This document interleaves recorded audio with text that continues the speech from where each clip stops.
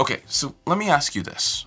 What was the first Vox amp you ever played? Better yet, what was the first Vox amp you ever really loved? Because for me, I've owned a couple over the years, but nothing was quite like the first time I really ever dipped my toe into the world of the main line of AC amps when I bought one used on Reverb a couple years ago. It was bright, it was chimey, and it was completely different from a lot of the other sounds that I had been used to playing at the time.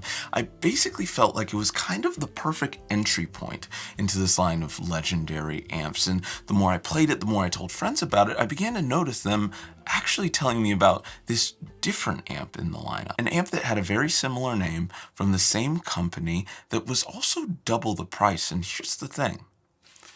I didn't fully understand why. So I decided that I wanted to answer two very big questions. The first of which being, what are the underlying factors that would actually account for one of these amps being double the price? And the second of which being, knowing those, how much of a tonal difference would $1,000 actually make? Well, I knew it would probably be in my best interest to find out, which meant starting with question number one and actually getting to know these two amps. And it really all started with this amp right here. The amp that I previously let you know pretty much began this whole adventure.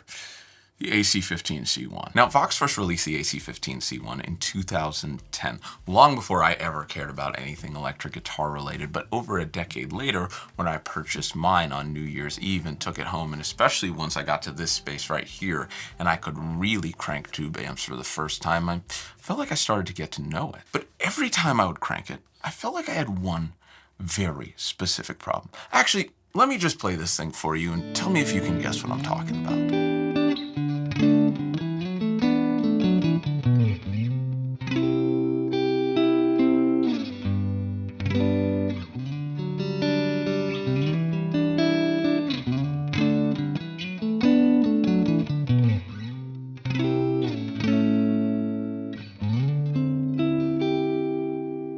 You see, whenever I would put a mic on this amp, it would sound dope in recordings, but in the room, there was this brightness to it. And I know, obviously, what you're gonna say, Mike over here, little Fender fanboy, complaining about an amp that's supposed to be bright being bright, but it was a bit more than that. And like I was saying before, I still really like this amp, but one of the things I had to learn to do was to be more honest with myself about just how particularly hard it was to tame some of that top end, especially when it came to the tone cut.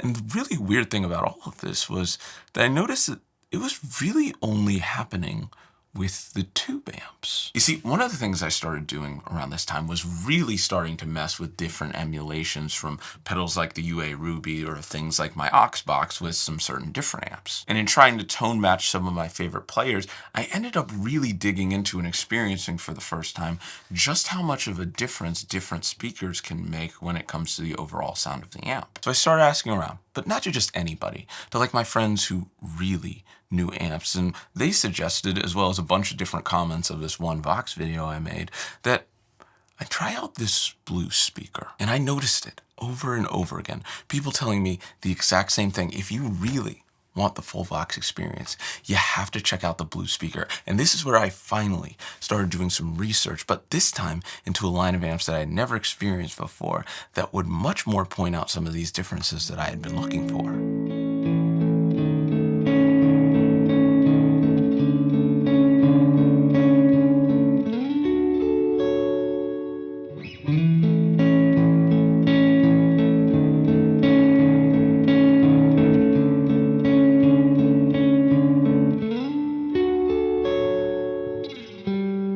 Now, getting familiar with this thing was a completely different protocol simply because I came in with quite a few expectations. Basically, what I'm saying is the word HANDWIRED was really the thing that started to play some tricks on my brain. Essentially, beyond just the speaker differences, what I was imagining was these grandmothers in the south of England, and they were all like 4'7", and they were stitching together these amps piece by piece, everything individually, with so much love that it just had to be better with the PCB, aka, if you didn't know, printed circuit board. And because it was stitched together with so much love, my AC-15C1 tonally just couldn't compete, but that's where I was kind of wrong. You see, I started once again asking around with some friends who knew way more about different amps than me, and they began to let me in on this little secret. You see, if done properly, the biggest benefit of specifically the hand-wired portion of the difference is, well, it isn't necessarily the tone. Assuming that these amps were built in the exact same fashion, the tone should be pretty much the same. In fact, simply because of human error, the PCB in this case would probably be more consistent. So my question then was, why would anyone want the hand-wired version? And that, friends, is where we get into a little thing called serviceability. PCB is not as serviceable and has potentially less overall reliability. And this is where things like overheating can come into play. And after a long period of time, like especially after hours and hours and hours of use, this can cause some problems. In fact, certain technicians, not all, some of them might not even work on PCBs because at the end of the day, you might end up creating more problems than you were initially trying to solve. But that was really just the hand-wired part of this.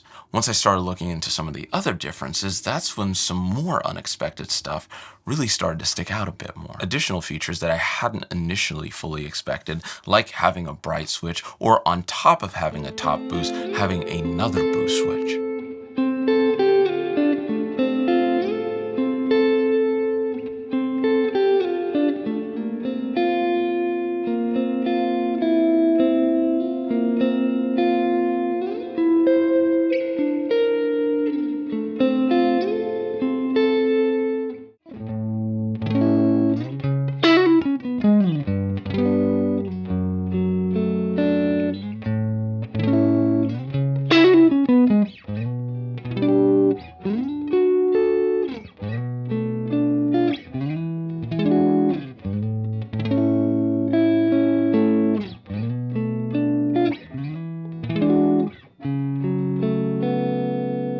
But all of this, in answering the first question, was really just the starting point, and I knew that what I was most excited about was beginning to answer that second question and seeing just how much of a tonal difference would actually be present in that $1,000. And I knew the only way to actively do this would be to line them up side by side, plug them in, and actually go to work. So I'm gonna have the Royer on both of these. I'm gonna try to be really careful with how I do this.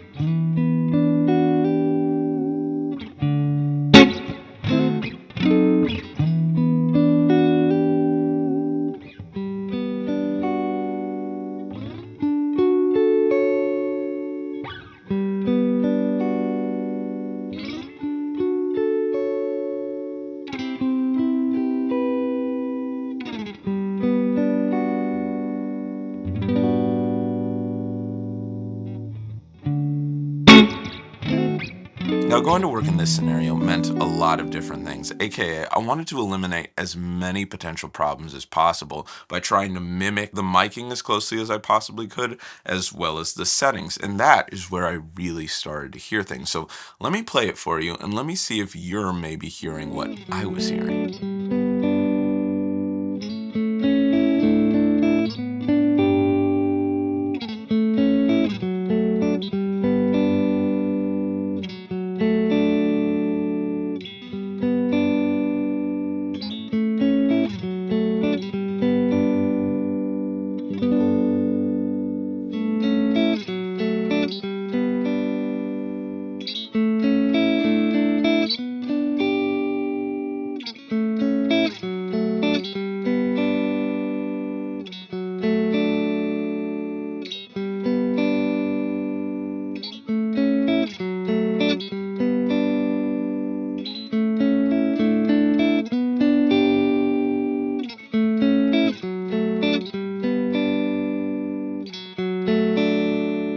Now, this is where everything really started to add up to me, especially when it comes to answering our big questions of, does this make $1,000 difference? Because it wasn't just that these speakers had tonal differences, because they're completely different amps once you switch out the speakers, but everything, every single variable about it changed. It wasn't just that the blue speaker was warmer than the green speaker. There were gain differences, there were volume differences, and it took analyzing them in completely different ways to really start to figure out and take in just how much of a difference there was.